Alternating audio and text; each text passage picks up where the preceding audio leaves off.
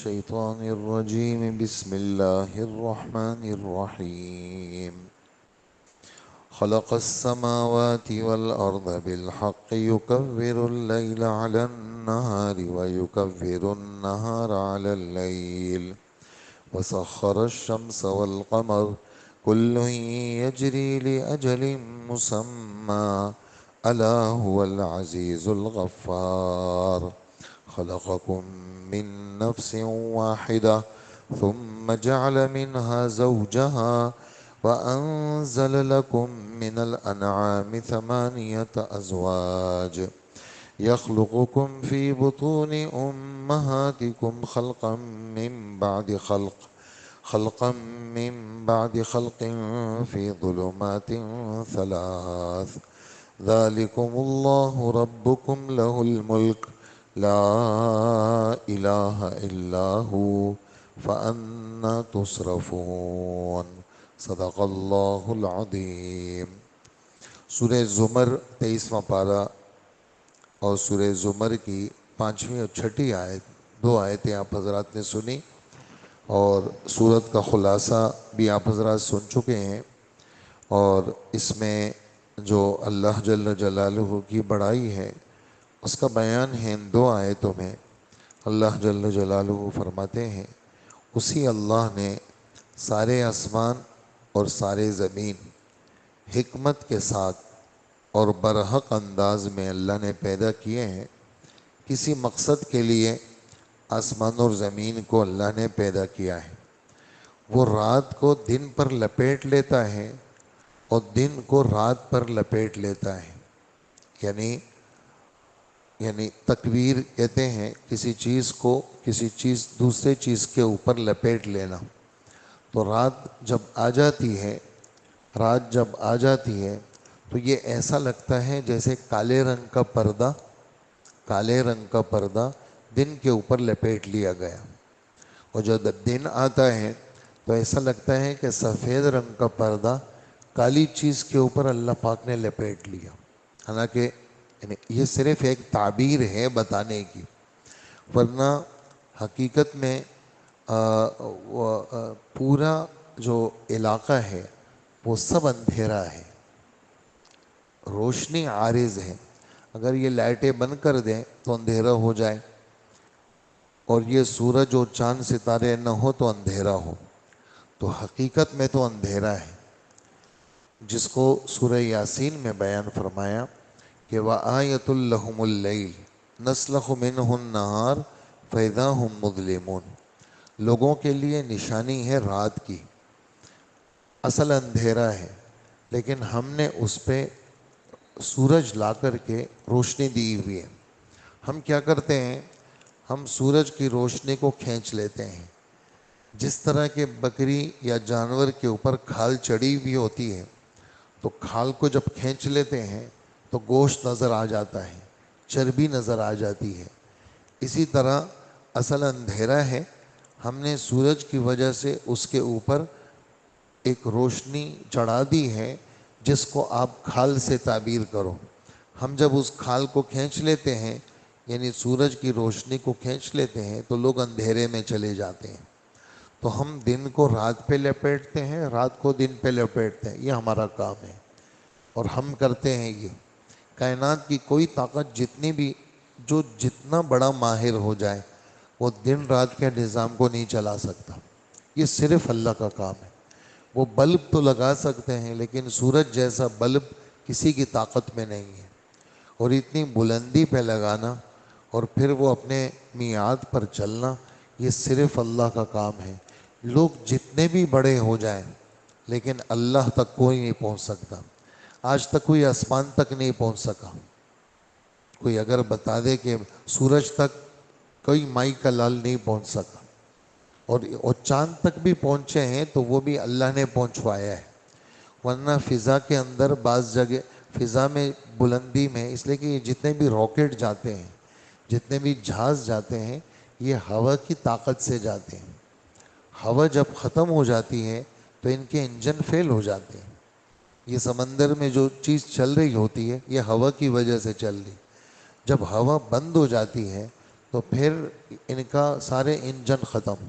فضا کے اندر یعنی الطیران الجویہ، خطوط السعودیہ الجویہ، یعنی اس کا تعلق ہوا کے ساتھ ہے. تو اوپر جا کر کے ہوا ختم ہو جاتی ہے. جب ہوا ختم ہو جاتی ہے تو پھر وہ چیز جو ہوتی ہے وہ بے جان سی ہو جاتی ہے. تو یہ اللہ جل جلالہ ہے کہ آج تک کوئی آسمان کو چھوا نہیں کسی نے، اور آسمان موجود ہے اور آسمان جسم والا ہے.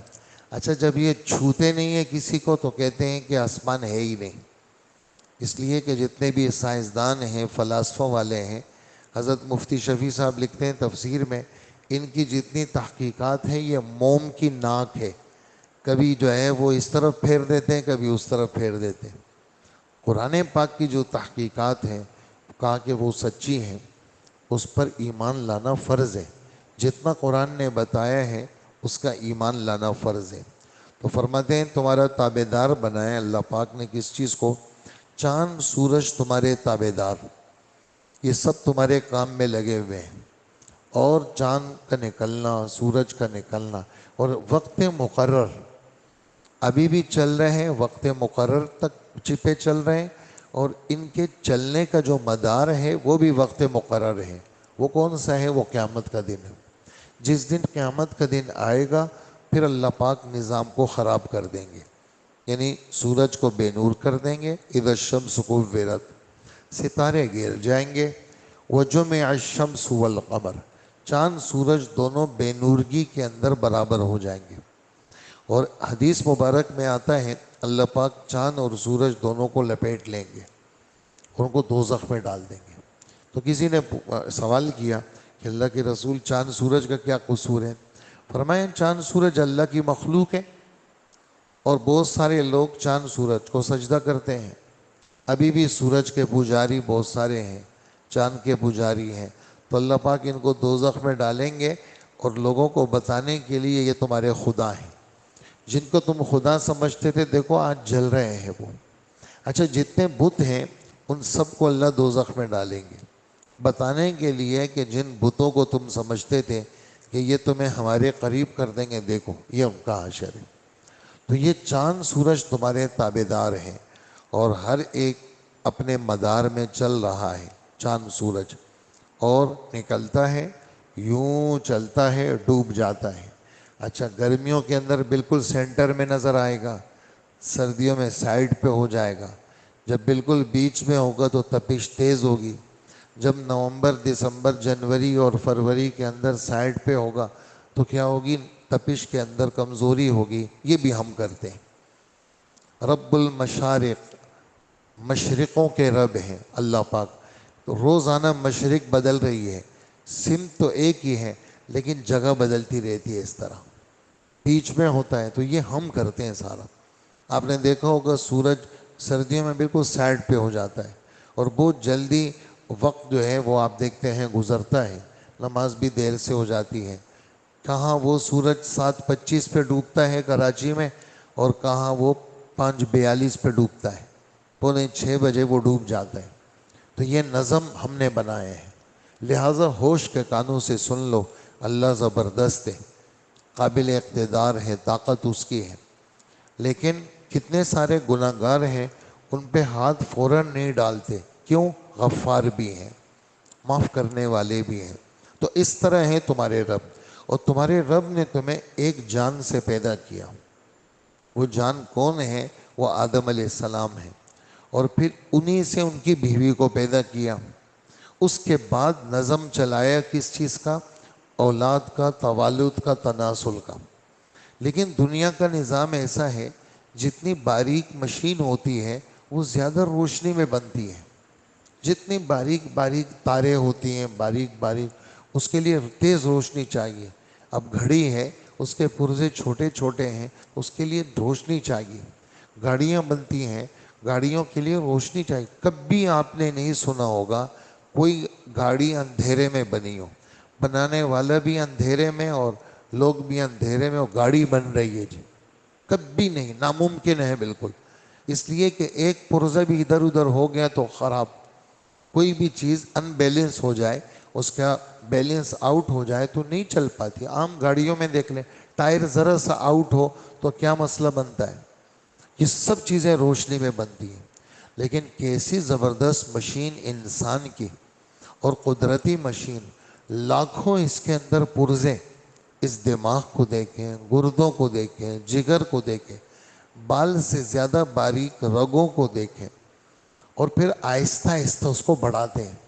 دنیا کی مشینیں تو ایک دم بن جاتی ہے, لیکن یہ 10 مہینے میں بنتی ہے, 9 مہینے میں بنتی ہے, تاکہ اس کی جو ماں ہے اس کا اٹھانے کا بوجھ اس کے لیے آسان ہو. پھر وہ نسیں بنتی ہیں, پھر اس میں روح اور خون چلاتے ہیں, جان ڈال دیتے ہیں. 2-3 مہینے کے بعد جان ڈال دیتے ہیں. اسی پیٹ میں وہ بچے حرکت کر رہے ہیں, اسی پیٹ میں وہ بچے حرکت کر رہے ہیں, اور بال سے زیادہ باریک نسیں وہ چل رہی ہیں. یہ مشین چل رہی ہے اور 3 اندھیریوں میں بن رہی ہے.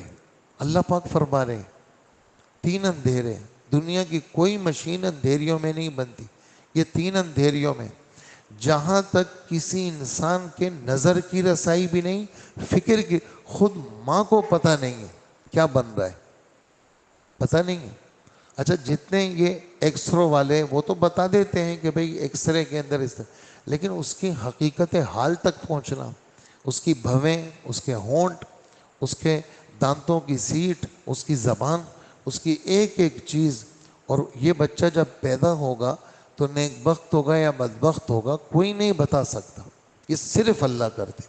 تو اللہ پاک فرماتے ہیں یہ میں کرتا ہوں, اور میں نے تمہارے لیے 8 قسمیں چوپائیوں کی اتاری ہیں.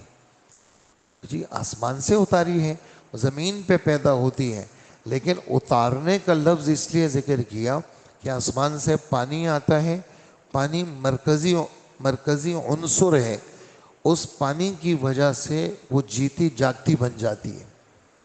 وہ 8 نر اور مادے, وہ جو حلال جانور ہیں جیسے بکری ہے, بھیڑ, دمبا, چھوٹے جانوروں میں یہ ہیں, اور بڑے جانوروں کے اندر گائے ہے, پھر بھینس, بھینساں, گائیں, بیل, یہ اسی نسل میں آ جاتے ہیں. اور بڑے جانوروں میں ایک اونٹ ہے, اونٹ اور اونٹنی, اور اونٹ کے ساری قسمیں. 8ویں پارے میں اللہ پاک فرماتے ہیں وَمِنَ الْبَقَرِ اثْنَيْنِ وَمِنَ الْإِبِلِ اثْنَيْنِ, اونٹ میں سے 2 یعنی نر اور مادہ, گائے میں سے 2 یعنی نر و مادہ, وَمِنَ الْمَعْزِ اثْنَيْنِ وَمِنَ الضَّأْنِ اثْنَيْنِ, بھیڑ دمبا, پھر بھیڑ دمبے میں قسمیں ہیں, کسی میں بیچ میں پیچھے دم چھوٹی ہوتی ہے, کہیں دم بڑی ہوتی ہے, کہیں بال زیادہ ہوتے ہیں, کہیں کم ہوتے ہیں, کوئی جنگلی ہوتا ہے, کوئی کیسا ہوتا ہے, لیکن ہوتے. اللہ پاک فرماتے ہیں یہ سب ہم نے بنائے تمہارے لیے. اور انسان کو بنایا 3 اندھیریوں میں. یہ ساری قدرت بیان کر کے فرماتے ہیں یہ تمہارا رب ہے, اس کے سوا کوئی معبود نہیں, سلطنت ساری اسی کے ہے. کہاں بھاگ رہے ہو اور کہاں ادھر ادھر ہو رہے ہو؟ ادھر ادھر مت ہو, نیک ماحول میں آؤ, انسان بنو, توبہ کرو, معافیاں مانگو, دب جاؤ اور جھک جاؤ, یہ تم سے مطالبہ ہے. ہاں تم اپنی رب کی قدرت کو دیکھو. پھر آہستہ آہستہ یہ بچہ بڑا ہوتا ہے, ماں کی گود میں آتا ہے, پھر یہ جوان ہو جاتا ہے, پھر یہ بوڑھا ہو جاتا ہے. اچھا جس وقت یہ جوان ہو اس کی عقل بڑی زبردست, یہ کسی بات کی تہ تک پہنچ جاتا ہے. ابھی بات بیان نہیں ہوئی لیکن کہتے ہیں دیکھو اس آدمی کے دل میں یہ بات ہے, اور اس طرح ہوتی ہے, بات کی تہ تک پہنچ جاتا ہے, اتنا ہوشیار. لیکن اتنا بڑھاپے کی وجہ سے ایسا کمکل بن جاتا ہے, ایسا بے وقوف بن جاتا ہے. 10 دفعہ ایک بات اس کو کہو, کیا کہا بیٹا آپ نے؟ بیٹا میں نے سنا نہیں, بیٹا میں سمجھا نہیں. حالانکہ یہ اشارہ سمجھنے والا تھا, لیکن آج اس کی عقل کمزور ہو گئی. اللہ پاک فرماتے ہیں یہ بھی میں کرتا ہوں. جب قابل بنایا تو میں نے بنایا, سمجھدار بنایا میں نے بنایا, احمق بنایا تو میں نے بنایا.